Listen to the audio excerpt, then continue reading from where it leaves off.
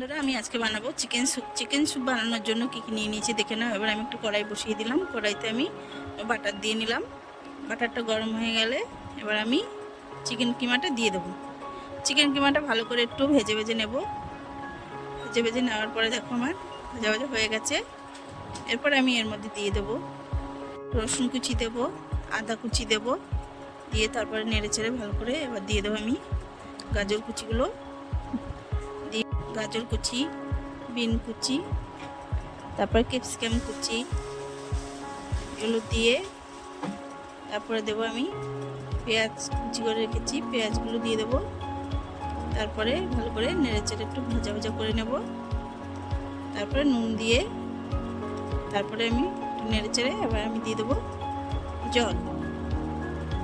জলটা দিয়ে ভালো করে নেড়ে চেড়ে আমি একটু ফুটাতে দেবো। তারপরে দিয়ে দেবো গোলমরিচের গুঁড়ো দেওয়ার পরে তারপর দিয়ে দেবো কর্নফ্লাওয়ার, 2 চামচ কর্নফ্লাওয়ার নিয়েছি। কর্নফ্লাওয়ারটা এবার একটুখানি করে দিয়ে দেবো, দিয়ে ভালো করে মিশিয়ে নেব।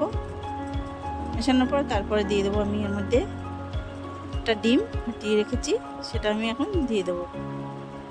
আমার দেওয়া হয়ে গেছে। এবার দেখো স্যুপটা আমার এখন রেডি। তোমাদের যদি আমার স্যুপের রেসিপিটা ভালো লাগে তাহলে আমাকে সাবস্ক্রাইব, লাইক, কমেন্ট, শেয়ার করে দিও। দেখা হবে পরের ভিডিওতে। টাটা।